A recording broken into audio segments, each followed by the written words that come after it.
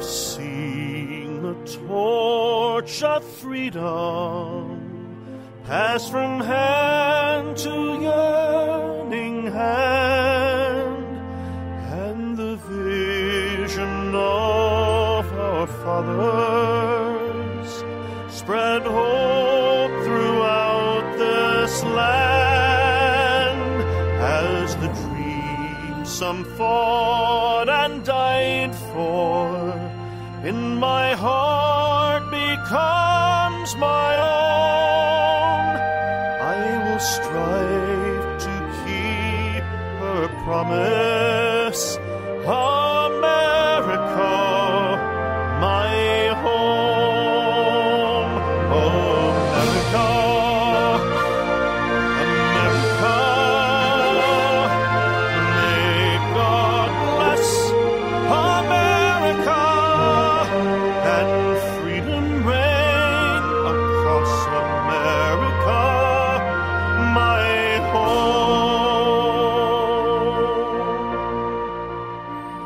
From the shorelines to the prairies, to the cities great and small, we have reaped the fruits of justice and liberty for all. So with deep appreciation for the blessings of freedom that we know in this great land of ours, I'm Dr. George Simon, welcoming you to another edition of Character Matters. This is a program where we talk about what I consider to be the most pressing issue of our time, the character crisis affecting much of the world. Much of our country's problems are due to it. We face two great threats to our freedom and prosperity. One is internal, has to do with the character crisis that we have faced for years as a result of the culture of permissiveness and entitlement that we've had upon us for the last several generations. And the other threat, ever-present threat to our prosperity and our freedom, is external. It has to do with some radical ideology, and I'm pleased to say that for the first time that I can remember over the last 10 or 12 years, even though it's been quite clear through a number of things, including the infamous attacks on this country on 9/11, 2001, it's been quite clear what we're up against and who we are up against in this battle for freedom. Yet, for some reason, mostly I believe for politically correct reasons, that old specter of political correctness rearing its ugly head and demanding that we not talk honestly, that we can't have an honest conversation about the problems that affect us. But for the first time in many years, as a result of the tragic events that occurred in Paris, France this past week, and my heart goes out to all of those, our brothers and sisters in freedom. You know, it was the French people who were on our side from the very beginning, and who gifted us with Lady Liberty. Liberty means a lot to these folks. It always has. But it was the French president who stood up first and had the guts, had the courage, and the honesty and the integrity of character to call out the enemy by name. He directly pointed to this radical ideology dominant in many Islamic circles. It's not a small group anymore. There's a coalition of groups in several countries, all of whom are vying with one another for who can be the most brutal, who can be the most extreme, who can dictate the most fundamental terms. And this radical ideology was called out by name by one courageous man, French president, who declared war, who actually didn't have to declare war because war has already been declared. But he had the guts to answer the call and acknowledged that the country of France is in a war with this radical ideology. He called it out by name. He said, "We are at war with radical Islam."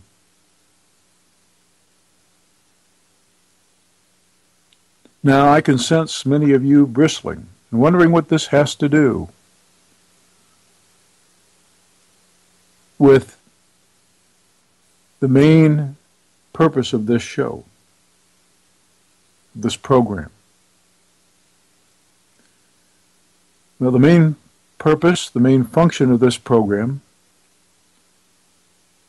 is fostering integrity of character. And there is no one who can interpret. Well, perhaps there is. Only a person of disturbed and biased character would interpret what I have just said as any slight against those individuals who sincerely use the elements of their faith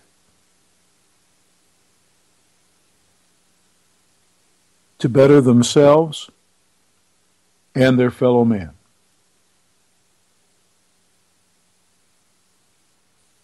And to nurture in themselves and in their fellow man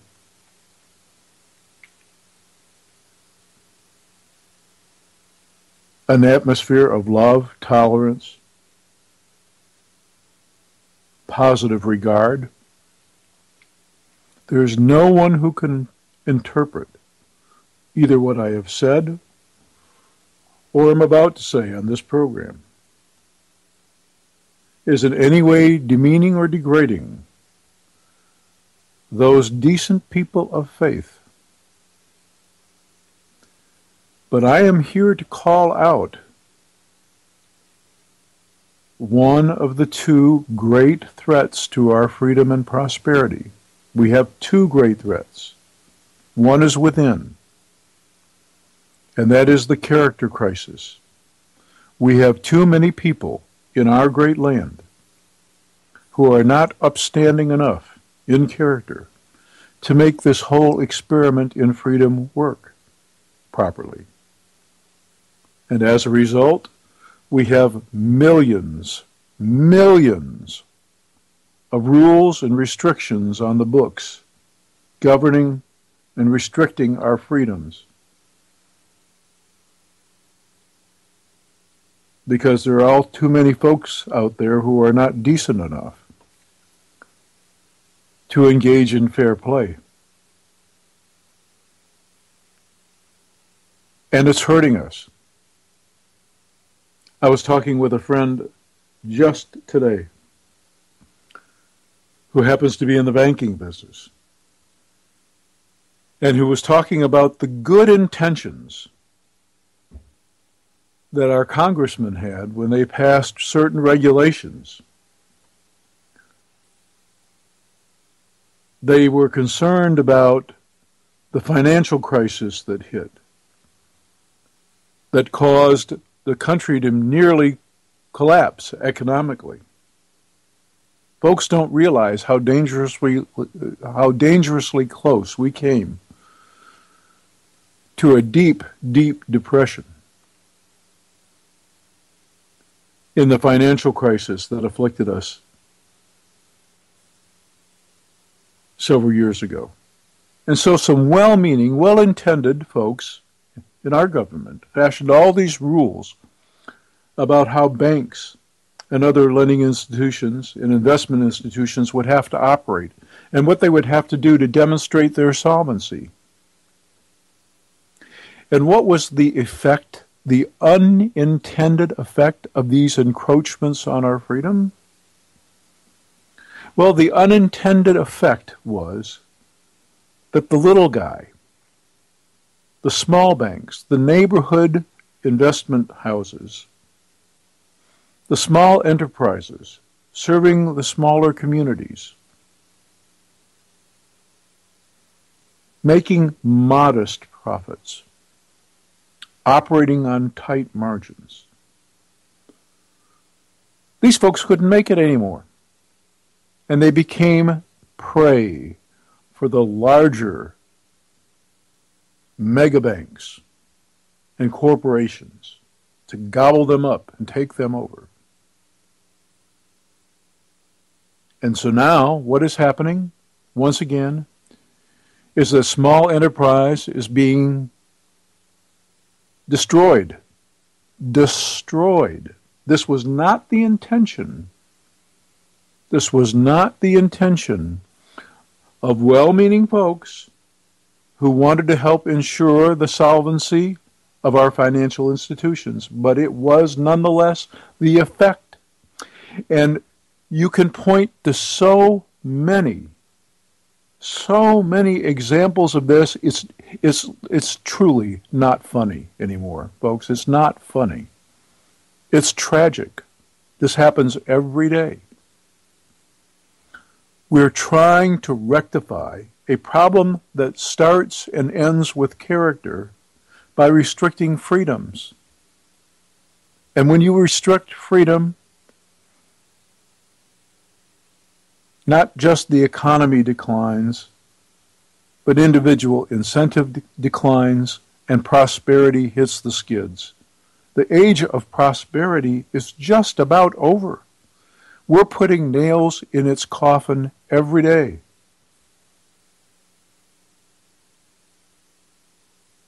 It wasn't a lack of regulation or rules that caused the financial crisis. It was character.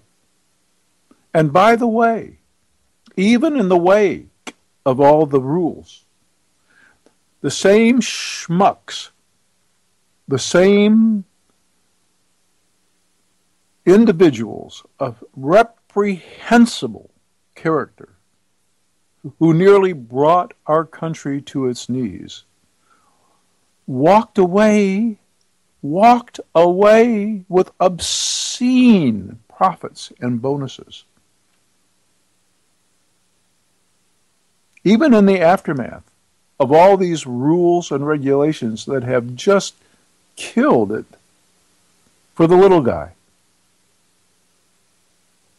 we are not going to solve our problems by passing more rules and restrictions on our freedoms. It's not going to happen. We've been there. We've done that. It's the very definition of insanity to keep doing the same thing over and over again, stuff we know doesn't work, and expecting different results.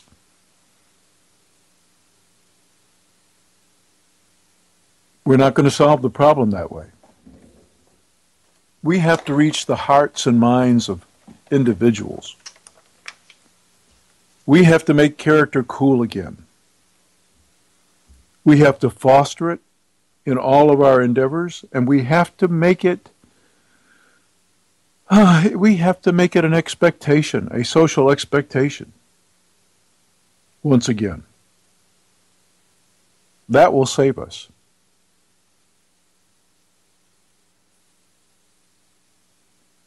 The founders envisioned limited government. Why? Because they believed the people basically capable of running their own affairs. And why did they believe that? Because they believed the people to be a fundamentally sound character. That's why. So they envisioned very limited need for government, a very limited role.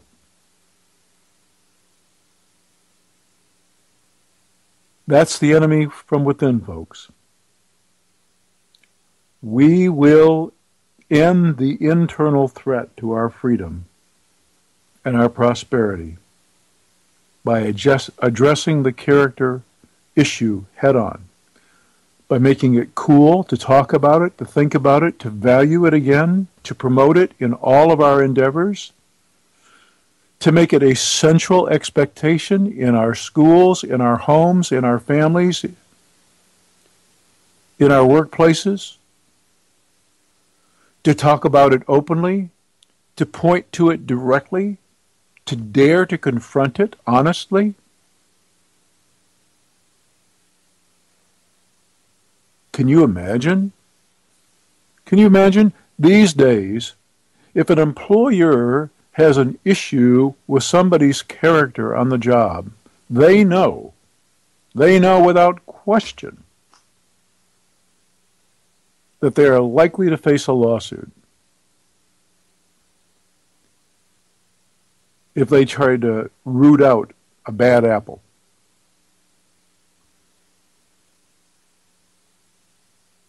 How did we come to this? Well, we came to this incrementally down that proverbial slippery slope, and it's literally killing us. And now that this enemy from within has us on the ropes, we face an even more formidable foe.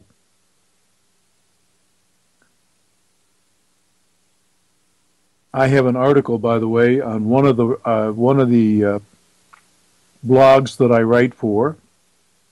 I write for two blogs. My own blog at www.manipulative-people.com, and then also at www.counselingwith2lsresource.com. And I have an article on that blog entitled Radical Ideologies, Deadly Ways of Thinking. And in that article I make the case that long ago researchers clearly demonstrated the inextricable connection between our attitudes, the way we think about things, how we perceive the world and our relationship to it. How we think largely determines how we will act.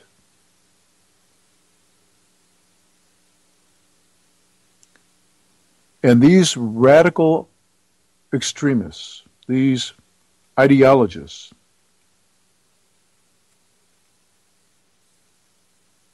have a way of thinking about the world and about their place in it that is deadly and must be confronted head on. You know, research and psychology realized this in the field of mental health as well.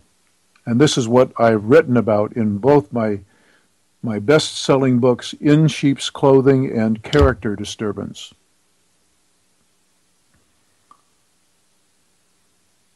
You know, in the old days of psychology, because we primarily dealt with individuals who were hung up and dealing with fears and insecurities, we primarily dealt with feelings.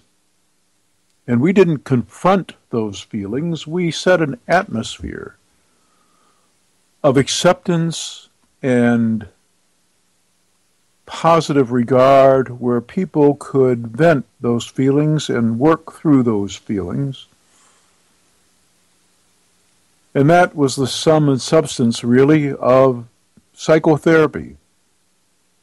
But we live in a different age where people harbor all kinds of maladaptive ways of thinking. So it's not how they feel that's a problem. It's the way they think that's a problem. And not all ways of thinking and not all ways of believing and not all systems of belief are healthy or good. That's just the way it is.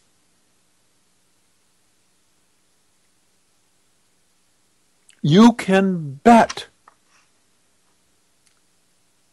that a man who thinks that a woman's place is under her thumb, that she is naturally inferior, and that he has a right to keep her in tow by any means necessary, you can expect abusive behavior on that person's part. Those attitudes and those ways of thinking will predispose those kinds of actions. And this Islamo-Nazi mentality, this ideology that drives certain individuals,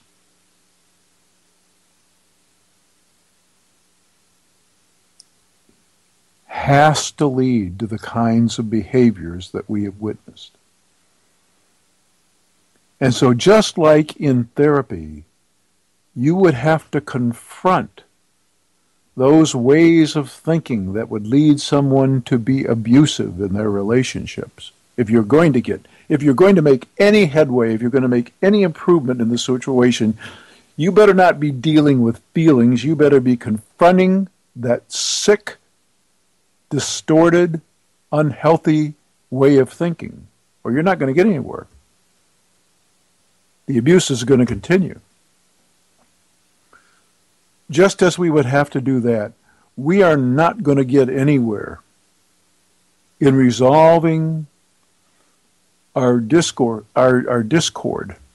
in this world and fostering any kind of peace and harmony unless we confront this ideology head on and call it out for what it is. It's evil, it's sick, it's mostly a pretense. The leaders behind this ideology, I'm talking about the leaders now, are just simply, it's the same age-old story that we've been dealing with throughout human history. People who want to rule the world, who want their way of doing things to dominate and everybody else to bow down to them. They want kneelers at their feet. It's as old as humankind itself.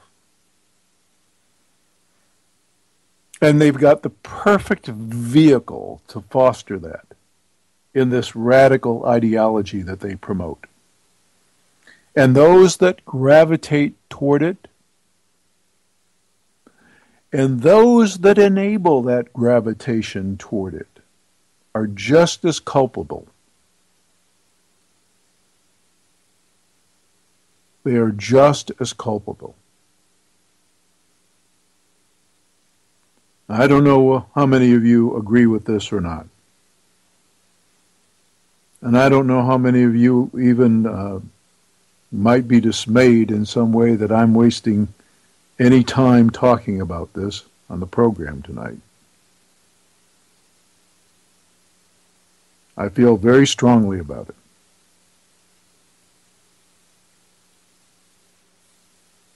This country was built on something, a great dream, and it depends on freedom, and it's under assault. It's why you hear the theme music play at the beginning and end of this program. And it's under assault on two fronts. One from within with our character crisis, and from without by this dangerous ideology, worse than the dangerous ideology behind the Second World War, the most costly in terms of human life, in human history. If you agree, or even if you disagree, or you just want to chime in, give me a call at 718-717-8296. That's 718-717-8296. I'd love to take your call. I'd like to hear what you have to say. But I applaud the French president. I cannot believe in this day of political correctness that someone finally had the guts to call out by name public enemy number one.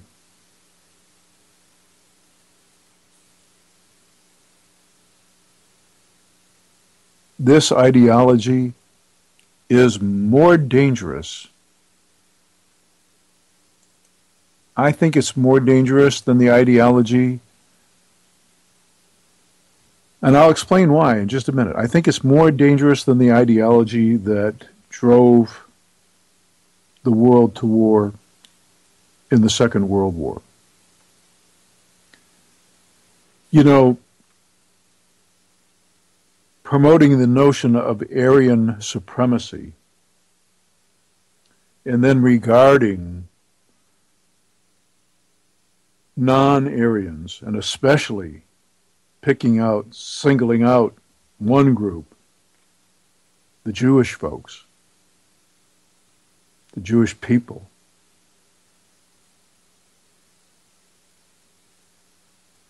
as an inferior class and therefore expendable. Not only expendable, but in need of extermination to purify the land and purify the ethnic cleansing on steroids. Look at the devastation and the cost to humanity and in that deadly ideology. Now we have an ideology that could potentially, very easily, result in even more mass casualty. It will, eventually, if not stopped. I promise you, history is a perfect teacher. We just need to pay attention to it. History is a perfect teacher. Because this ideology goes beyond just a race or an ethnic group. This ideology goes to a particular system of belief, and not just a particular system of belief, but their particular version of a system of belief. And anybody that doesn't buy into it, because of their infidel status, their life is worthless. It has no value. And those that would take one of those valueless lives regard themselves as heroes and martyrs.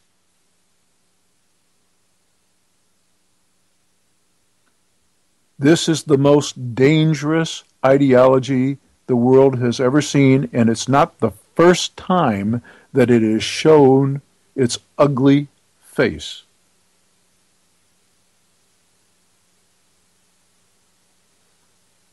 If we're not careful,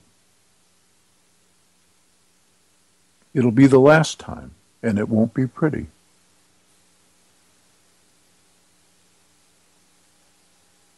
There are a lot of things that feed it. The fact that we've had such a character crisis in our own great land, and the fact that folks calling themselves either faithful Christian folks faithful Jewish folks, faithful humanitarian folks, non-religious humanitarians. The fact that all these folks have advanced a culture that exports so much unseemly behavior only fans the fire and only encourages folks to advance these extreme ideologies. And perhaps even more dangerously, it only prompts the so-called moderate individuals who don't share such an extreme ideology to have some sympathy for, and therefore some condolence of, these extreme acts.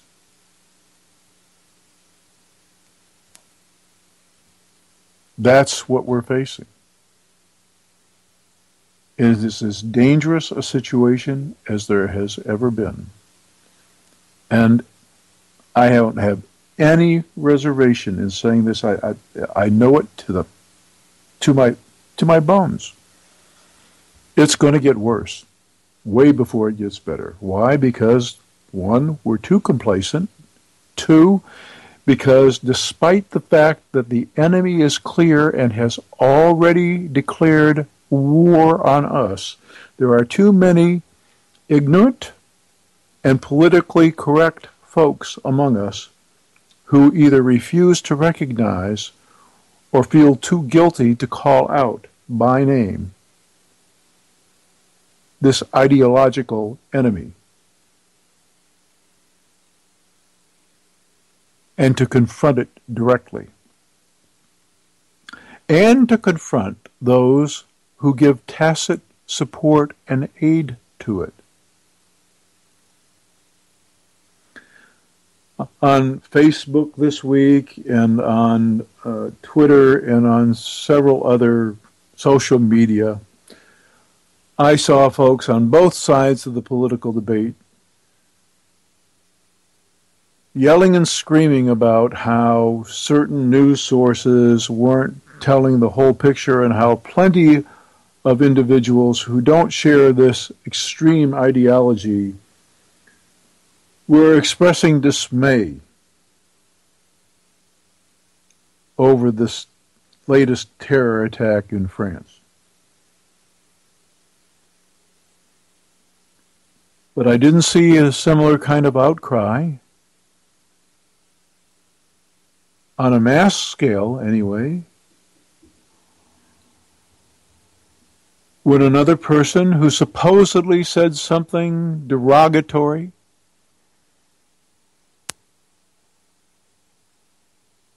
about the founder of a religion getting flogged 1,000 lashes in addition to serving prison time.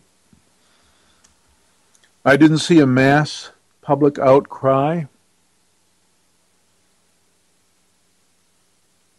at the fact that women who want the privilege of being able to drive their children to school are carted off to jail.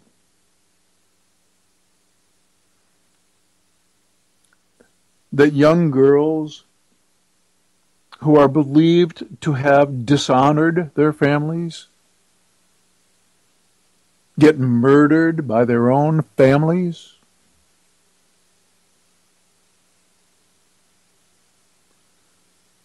I'll say it again.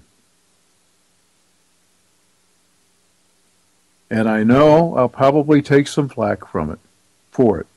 But I'll say it again because, and I don't know how else to do that. I don't know how else to be. Not all ways of thinking about things are equal. Not all beliefs are equal.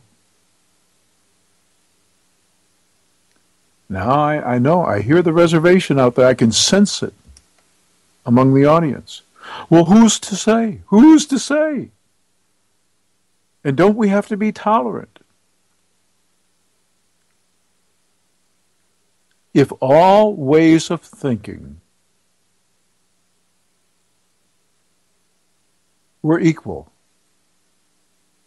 and if all systems of belief were of equal value and should be afforded equal respect,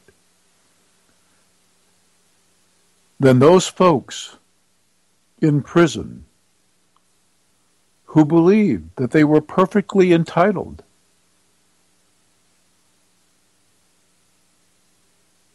who believed sincerely that if you want something, you should be free to take it, even if you have to expend a human life to do it.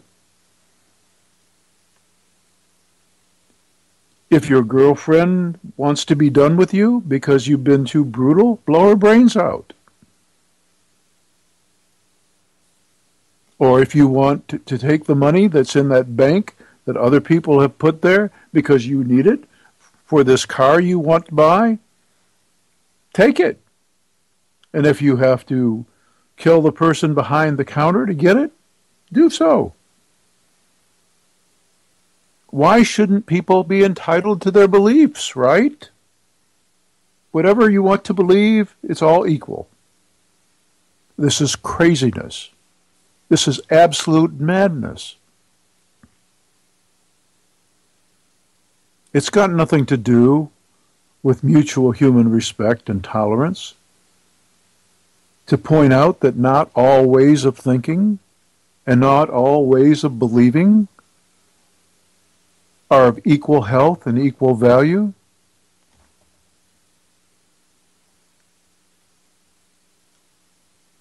Thank God, at least one leader.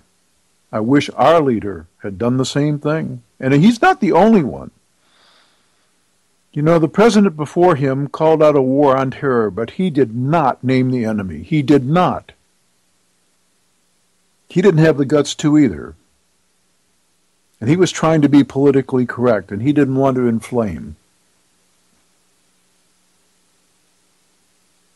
It's ridiculous. I applaud the French president. He had the integrity of character to call out the enemy by name. An enemy that has already declared war on you. Yes, you. Because whether you're Christian, Jewish, or even Islamic, if you're Muslim, but don't share this particular brand of ideology, you're the enemy. You're the infidel.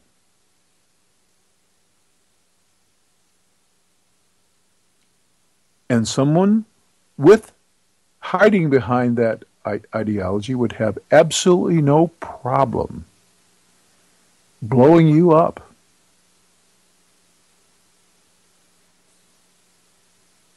Time to wake up, folks. We have two big enemies out there. One within and one without. And if we don't get busy on both fronts, and I mean really busy, and united, and confront with clarity, and stand up, firm and strong, we're done. We're done. This great, great dream of freedom is over.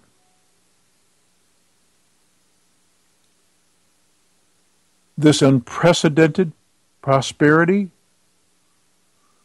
that's brought humanity to a place in history no one would have even thought possible hundreds of years ago. It's over. It's wake up time, America. It's wake up time. I know this in my heart. I know this. When I was inspired to write the song that you hear at the beginning of this program and at the close. 9/11 hadn't happened yet. And there was just about no reason for me to be inspired to write this thing. But I was working on material for my book, Character Disturbance, and I had come to the realization about the interdependence between freedom and character. And I realized to the depth of my soul just how fundamentally important it was for the survival of freedom that we really restore character so that we could restore the greatness of our country. And in the process of reflecting on these things and doing my early writing, this melody just came into my head and would not leave me alone. I swear to you, because I had never written a musical composition in my life before, folks. Never before. Never even thought about it. But God put this thing in my head and wouldn't let it stop. Day in, day out. Day in, day out. It bothered me so much, and I knew I had to do something with it, that I literally reached out to some friends and relatives, and to my wife, Sherry, especially, and I said, I've got to put this down, and I've got to find just the right words to express what I'm trying to say here. And several months later, the anthem was the result. And then I felt the need to get the message out there. And as it was, an opportunity came at a Memorial Day celebration in our hometown. 4 months before the attacks on our country. And when the attacks occurred, and we needed the song, it was there. And then it became clear to me, this was no accident that was planted in my head. It was no accident. And since then, I've become a firm convicted believer. There are no accidents. There are no accidents. Things happen for a reason. We have a destiny. So I know this in my heart. Just as it became clear that there was a time that this song would be needed, I know in my heart that time is coming again. I know it sure as I can know anything. I feel it, which is why I keep carrying the torch and why I keep promoting it as best I can, and why through word of mouth and familiarity, folks going to YouTube, hearing and watching the videos,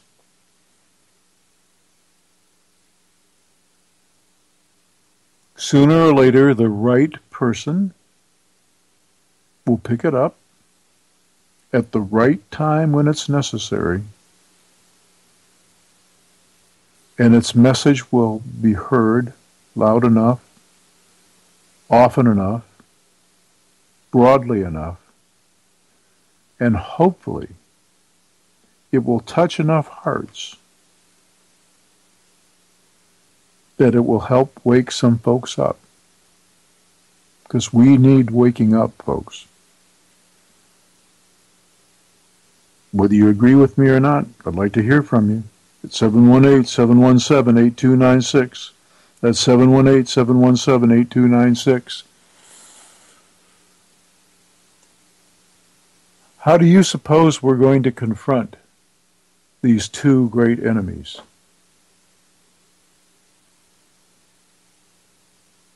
the character crisis that is tearing the very fabric of our country apart, and this radical ideology that seeks to dominate the world. Make absolutely no mistake here. You know, everybody thought that there's no way in heck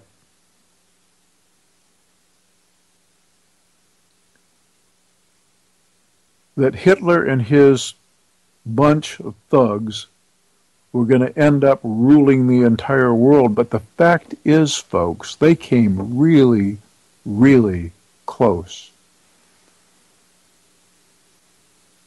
And what it took in blood and treasure to keep it from happening was astounding.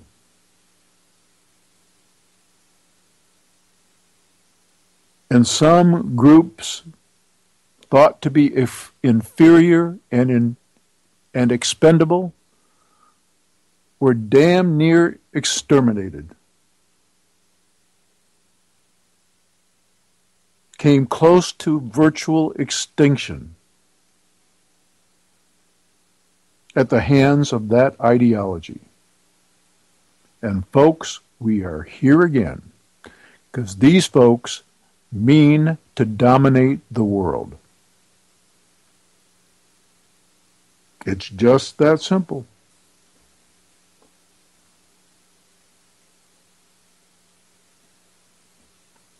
And Mr. President Hollande, I salute you for being the first head of state to have the courage, the conviction, and the integrity of character, bless you, to call out this enemy, this self-declared enemy. We're not casting them as the enemy. They have declared themselves the enemy. And they declared the war. But for calling them out by name, I salute you and I applaud you. It's about time.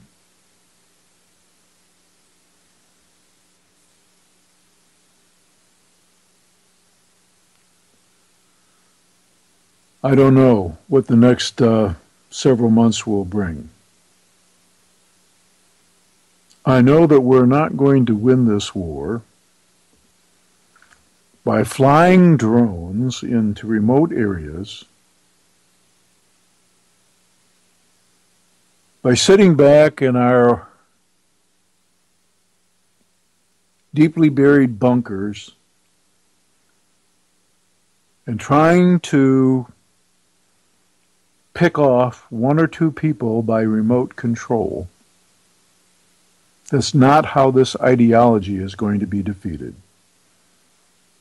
Besides, when we do that, and when we create such collateral damage as these kinds of activities are wont to do, then those individuals who we believe to be so-called moderates only increase their sympathy for and their tacit endorsement of these new Nazis. And they only foment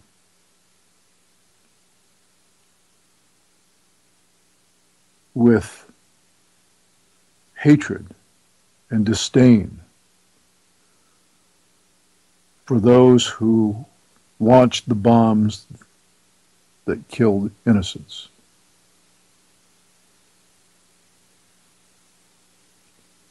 And it's their sons and daughters, many times, who join these radical camps, who gravitate to these calls, who find sweet music in these sick, twisted, dangerous ideologies. That's what they are. We're not going to win the war that way. We're just not. As a matter of fact, it's only going to get worse. How we'll win it is if we confront the ideology itself, call it out for what it is, and at the same time when we acknowledge our own sins,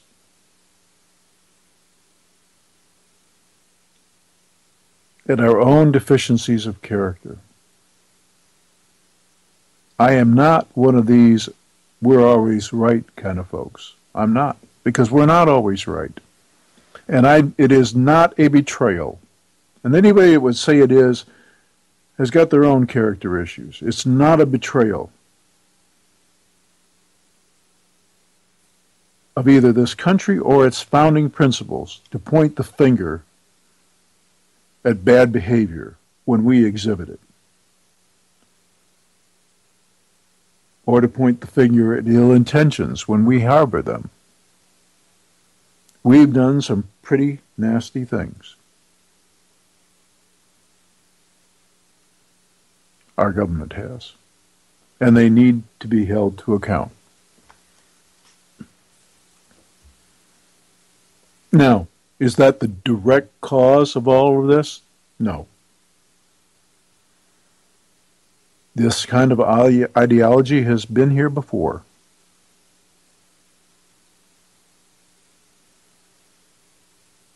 It's been here through many different eras of human history.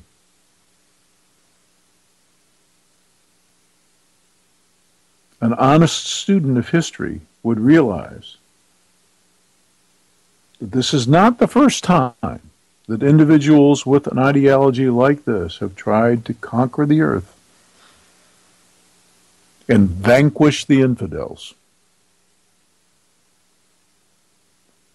But it is up to us to ensure that this time is the last time.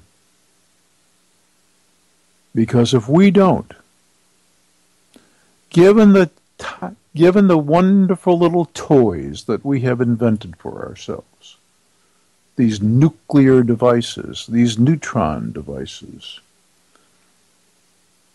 these chemicals, these biological warfare agents, given all these wonderful little toys that humankind has had the genius to invent, given that, and given the madness of these radical ideologues, Kim Jong-un is not the only one. There are plenty of them out there. All it takes is one deranged mind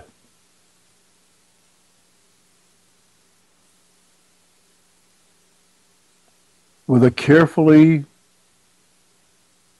planned scheme, and one of these deadly little toys to do much more damage than has already been done.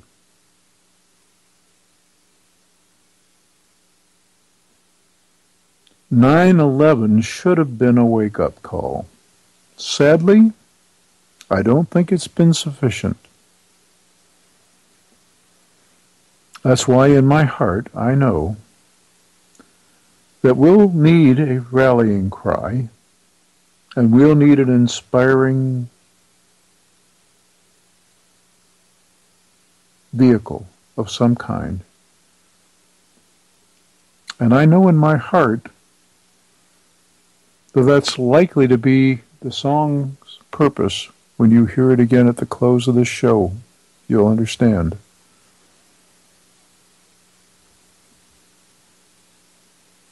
And I hope it does just what it was intended to do. I hope that it inspires you.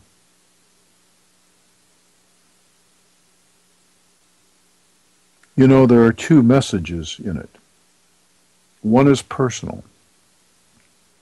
You listen to the lyrics carefully. Go to my YouTube channel at George Simon on YouTube. or go to my website at drgeorgesimon.com. That's drgeorgesimon.com. Or go to my blog at www.manipulative-people.com and read about it and follow the links or listen to one of the demo versions. But you'll hear two messages come through loud and clear in the song. One is the personal message of our individual responsibility to uphold the values that our forefathers held so dear, that enable freedom to survive, that make it possible for this freedom that we enjoy to even exist. And therefore, for each and every one of us to do our part to make this country work and to make our country great. That's one of the messages in that song. The other message is about the value of freedom.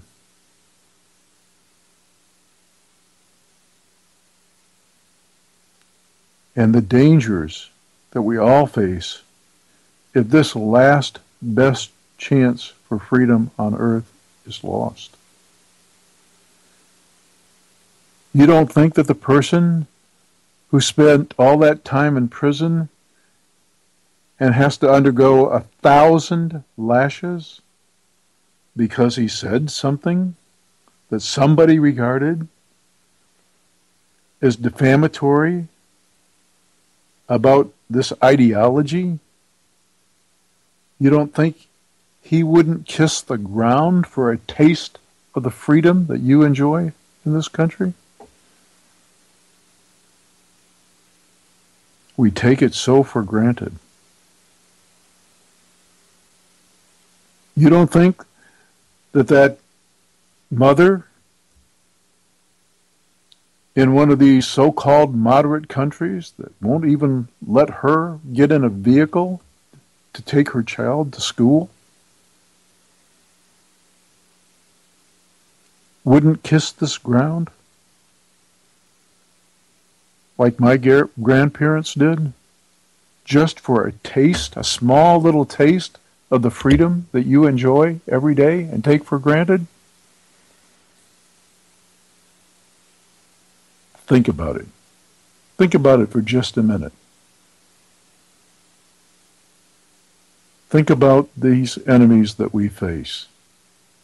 The enemy from within and the enemy from without. And let's all do our part. So I would ask you, as the theme music for tonight's program plays, to reflect upon this precious gift that we have, to reflect upon what people of decent character did in building the greatest, freest society on earth, and what obligation that we all have to do our part to preserve and defend it and promote it.